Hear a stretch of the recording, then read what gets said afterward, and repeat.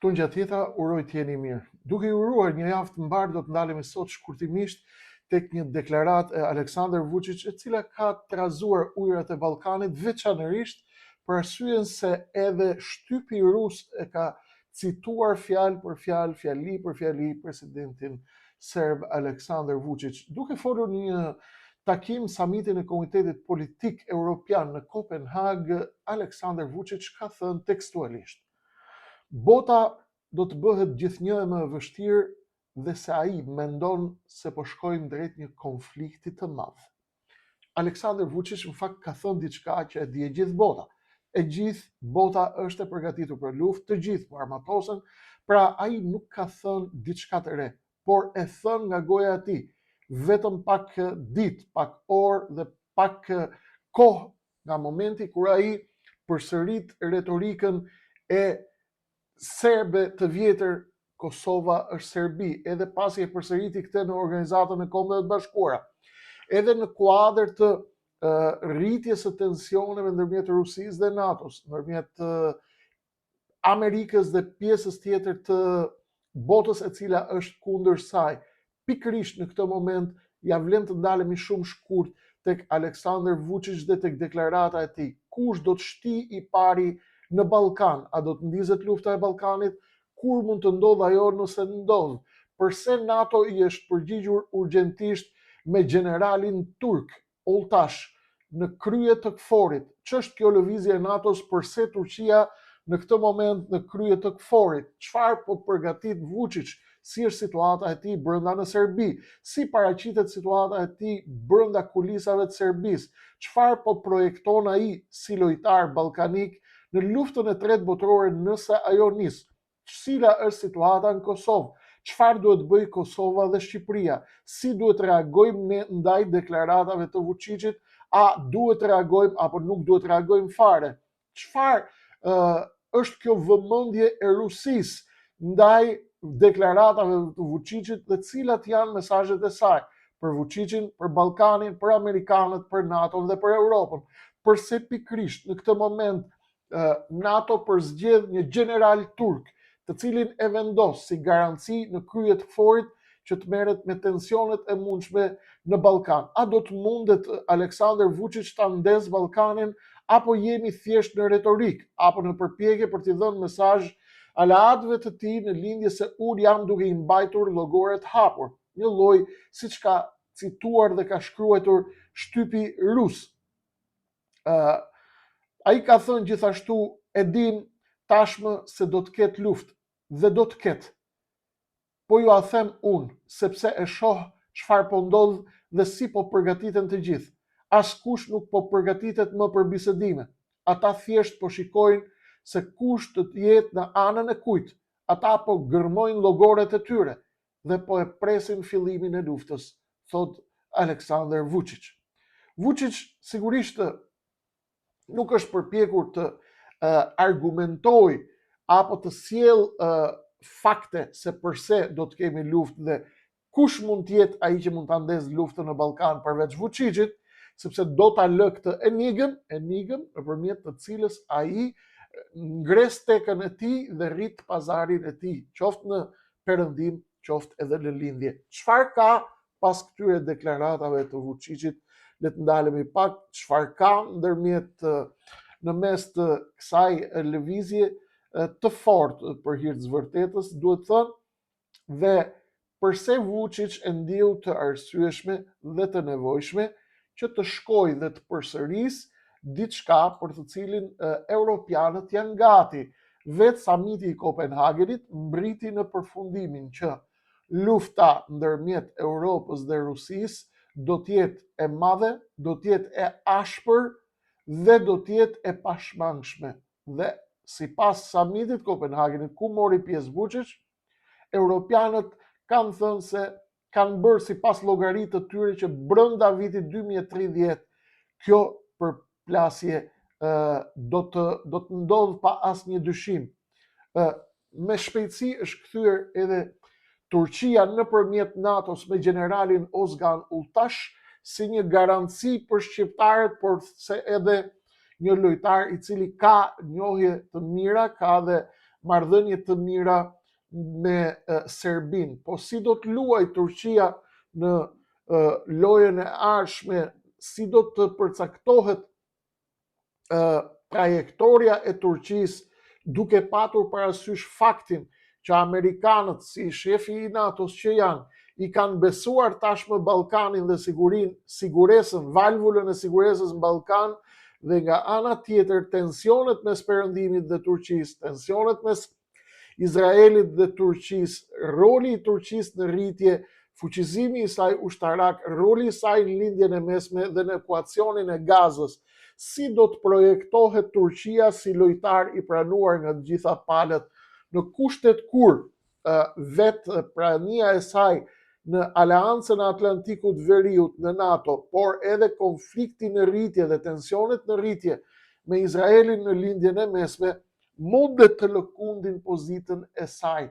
Shumë shkurt unë ndala të kuptojmë dhe të bëjmë të qartë për vëllezërit tanë Kosovë dhe për miqt vëllezërit tanë këtu në Shqipëri, në trojet shqiptare, duhet t'i kuptojmë këto momente me shumë kujdes, duke parë edhe specifikat e lojës këtu në Tiranë, ku politika është kthyer në një humor tragjik, një humor me përmasa të frikshme, ndërkohë që Serbia po ndërton botën serbe apo tenton ta destabilizojë Ballkanin nëpërmjet Republikës Srpska në Bosnjë dhe nëpërmjet Kosovës, ku ka vazhdimisht aktivitet tektonik të fortë tek nëndheu i veriut Kosovës, ku trupat serbe të padukshme, grupet e Radojčićit, i cili po merr çdo ditë më shumë pushtet në Beograd, janë në verit Kosovës, janë aktiv dhe këto janë sipas raporteve amerikane, por janë për momentin të fshehur dhe të mbuluar. Atëherë, si duhet ta kuptojmë këtë mesazh? A do të shti e para Serbia në Ballkan apo jo? A do t'i përgjigjet Serbia mesazheve apo komandave të Vladimir Putinit për të ndezur Ballkanin në rast se Putini do të ketë nevojë në momente të caktuara që të vë në vështirësi NATO-n apo Bashkimin Evropian? Përse Vučić i tha Perëndimit dhe i tha NATO-s dhe i tha aleatëve të tij apo partnerëve të tij perëndimor në Kopenhag që në rast të një konflikti të madh Serbia do të jetë neutrale, pra në rast se do të përplaseni me Putinin, unë do të jem neutral, nuk dua të bëhem pjesë e kësaj lufte, thot Vučići, pra unë jam një paqësor, nuk e duam luftën. Po në thelb, a ka mundësi Vučići të jetë i neutral në këtë përballje të madhe? Cili është pozicioni amerikanëve me këtë rikthim të turqëve si garanci për Ballkanin? Kjo tregon atë që e kemi shpjeguar poshtë bashkërisht tek videot e mëposhtme, se Turqia ndan, ashtu siç ju kam shpjeguar në çdo video, Turqia ndan me SBA-n zonat e influencës në Ballkan, hy aty ku i duhet Amerikës dhe nuk shkel aty ku nuk i duhet Amerikës deri në këtë moment. Pra, kanë ndarë zonat e influencës. Megjithatë, amerikanët zgjedhin generalin Ozgan Ultash, turkun në krye të KFOR-it pikërisht në këtë moment, për të dhënë dy sinjale të rëndësishme. Një, për t'i thënë Serbisë se do t'ju përgjigjeni me Turqi dhe Turqia perceptohet si mike dhe afërt e shqiptarëve, pavarësisht se mban dhe ruan marrëveshje dhe marrëdhënie të shkëlqyera edhe me Beogradin, për arsye të rolit të Turqisë dhe për arsye të vetë perceptimit të Turqisë si një lojtar i madh rajonal dhe në shkuarje të një lojtari të madh me peshë globale, i jep targetin vetes së saj që të jetë e barazlarguar nga të gjithë. Por në të njëjtën kohë, amerikanët ofrojnë qetësi psikologjike për rajonin, për Ballkanin dhe veçanërisht për shqiptarët,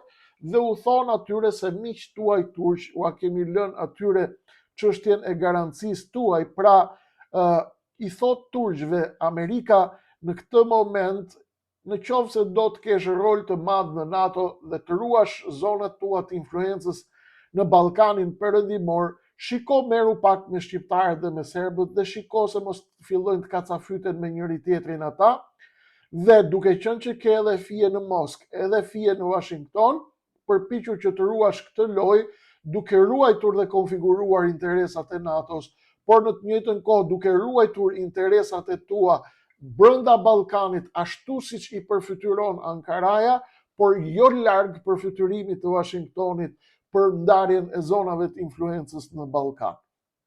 Nga ana tjetër, Aleksandar Vučić, i cili është duke forcuar çdo ditë e më shumë Radojčićin, i cili ka dhe ai konflikte të mëdha brenda në Serbi për kontrollin e zonave të influencës, pasi Radojčić është duke kontrolluar grupe të mëdha.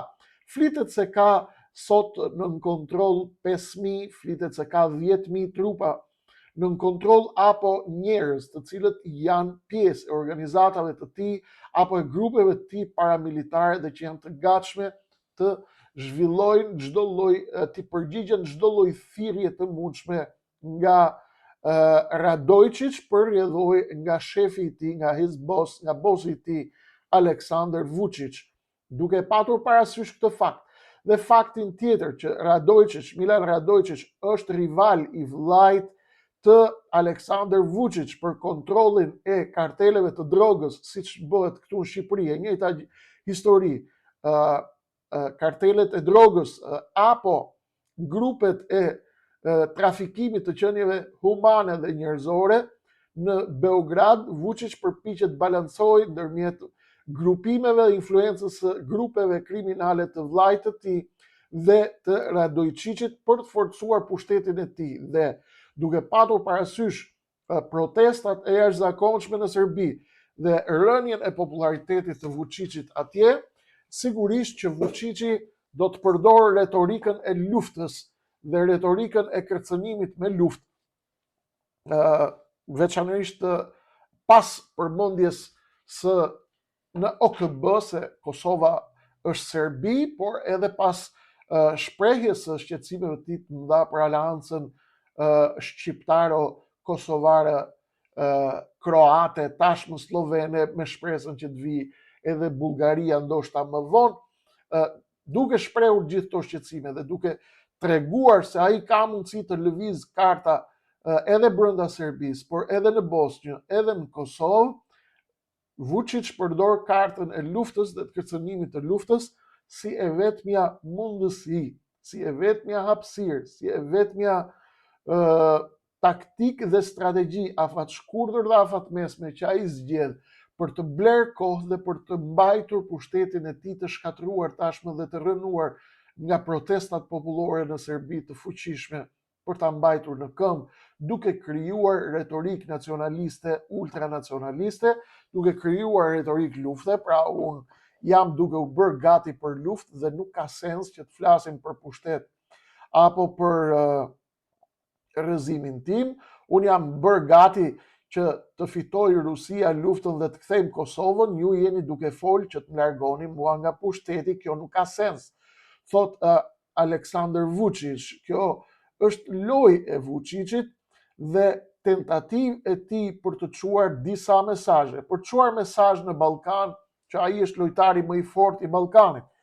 Dhe tashmë me armatimet e tij të marra nga Rusia dhe nga Kina, cilat ai e ka të qartë se i ka marrë jo për të gjuajtur gjah dhe për të gjuajtur dera, as sorka dhe e kaprolla, por do të gjuaj shqiptar, do të gjuaj armiqtë e tij historik këtu në Ballkan, sepse ai përket shkollës së Slobodan Miloševićit dhe të shkollës së Ratko Mladićit dhe të gjithë makinerisë vrasëse, shkatërruese serbe këtu në Ballkan që u bë shkaktare atij gjenocidi dhe shfarosje masive të popullit shqiptar në Kosovë dhe përpara të Kosovës në Bosnjë, pra në 95-ën. Jemi në një moment të ri, sigurisht, dhe kur flasim për luftë, nuk flasim për panik, por ne flasim për atë që është duke ndodhur, askush nuk e do luftën, por kërcënimet e Vučićit janë për të treguar se unë mund ta destabilizoj Ballkanin. Citimi i shtypit të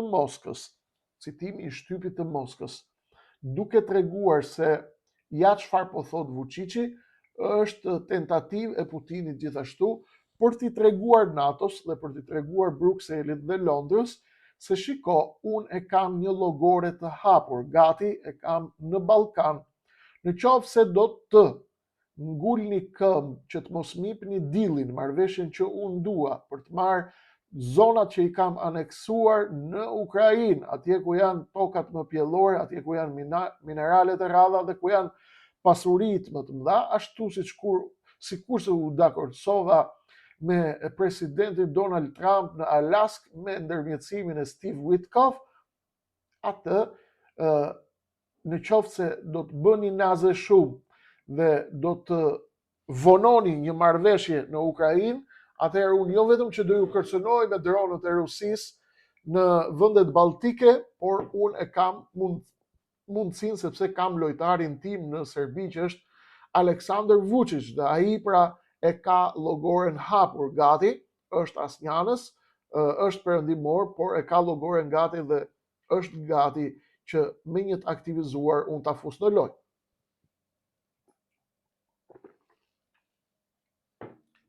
Mesazhi tjetër i Vučićit është për Putinin, që mua më ke gati dhe nuk duhet të bësh dhe të nxisësh protesta kundër meje për të më terrorizuar mua me ultranacionalistët që më quajnë skiptari, nuk duhet të më kërcesh dhëmbët sepse unë jam neutral, pra nuk po ta dredh me perëndimin. Mua më ke zar, mua më ke lojtar tëndin, gur rezervë më përdor, por më ndihmo me Radojčićin, me grupet terroriste serbe brenda, më ndihmo edhe me këshillat tuaja, edhe me Aleksandar Vulinin, më ndihmo që unë të ruaj pushtetin dhe më ke zar në xhepin tënd. Lufta po vjen që po vjen.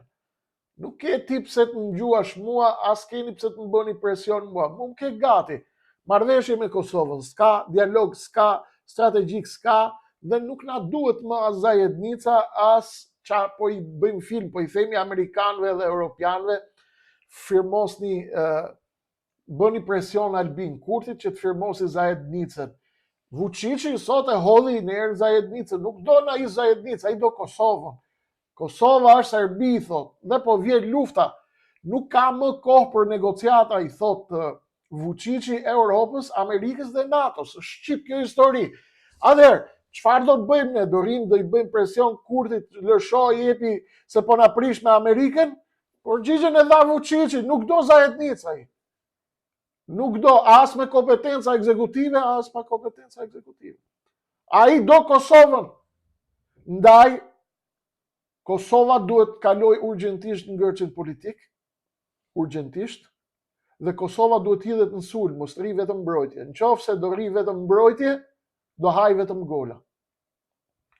Sigurisht përgjigjja e zonjës Osmani ishte e meritueshme për Vučićin, por është retorik që është gjithmonë një njeri që ka rike porta dhe pret topat që gjuan Vučići. Jo, Kosova tani duhet hidhet në sulm dhe jo të kontestoj një partner të pabarabart, po t'i thot botës që jemi duke diskutuar, nuk diskutoj me një terrorist i cili flet për luftë nga mëngjesi deri në darkë, refuzon çdo lloj plani ndërkombëtar dhe ja pra do të gjithë Kosovën. Ndaj asociacioni me kompetenca ekzekutive është i rrezikshëm sepse përputhet 100% me planet e Vučićit për të marrë Kosovën, që do të thotë asociacioni nuk është një instrument parapolitik për të krijuar kushtet për minoritetin serb në Kosovë, minoriteti i cili pa diskutim duhet respektu, duhet vlerësu dhe i duhet marrë të drejtat e veta.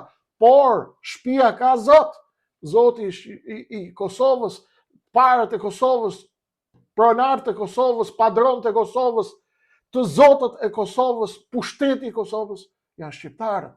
Kaq, është pikë në fund. Kosova urgjent zgjidhni ngërçin me gjykatën kushtetuese, qeveria, konstituimi i parlamentit, pakicat serbe të marrin drejtat e tyre, mos folni më duke u mbrojt. Jo, po ne duhet na mirë kuptoj, ky duhet na mirë kuptojnë ata. Nuk ka mirë kuptim me një si Vučić.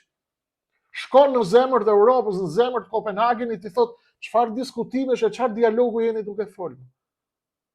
Ne duam gjithë Kosovën, thot bota po bëhet gati për luftë. Ju do të bëni luftë, thot, kërkoni për ne të lëshojmë Kosovën.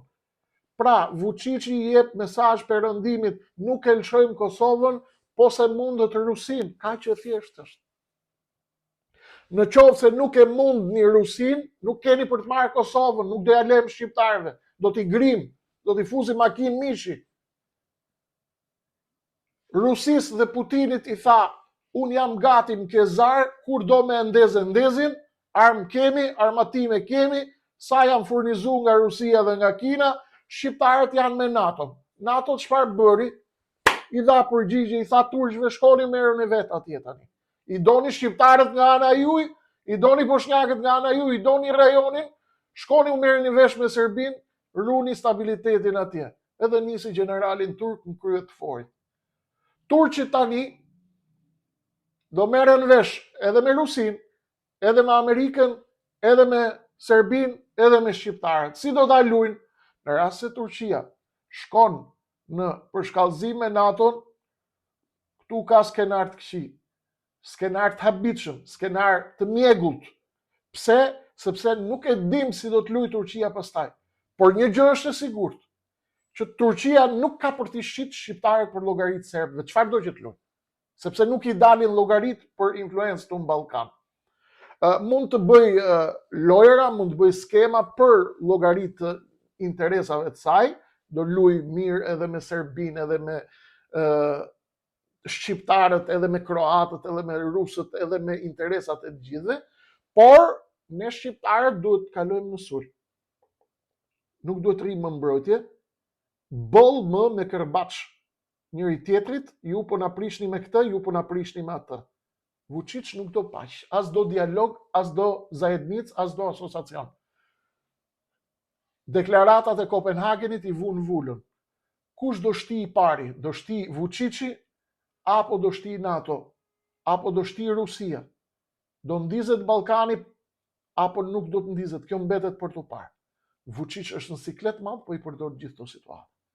Kjo ishte deklarata e Vučićit, kjo është lëvizja amerikanëve, kjo është lëvizja e turqëve, i solli Amerika si garant për shqiptarët, dhe i tha shko mbro alatët e tu atje, edhe pse si jep hapësira në gjithë Ballkanin që të luajë si duan vetë. Turqët tani kanë fijet e lojës në dorë, rusët janë aty, amerikanët janë aty, europianët janë aty. Shqiptarët nga mbrojtja të kalojnë sulm. Jo si faktor destabiliteti, por si faktor i cili nuk lejon njëri të tallet me ta. Ndërkohë që Vučići thot, unë nuk kam agent bisedime se jam gati për luftë, ne ti bim kërbaç Prishtinës, ti themi jepi asociacionin. Kjo është një mashtrim që i shërben vetëm një lojtar, Serbisë dhe Rusisë. Bërtitni sa doni që jeni Amerika. Loja është e qartë tashmë. Kaq kishim për tani, zhvillimet tjera do të ketë në vijim dhe ju do t'i shihni më vonë, do t'ju tregoj se ka zhvillime të mëdha, por të tjera zhvillime vijojnë në numër lartë.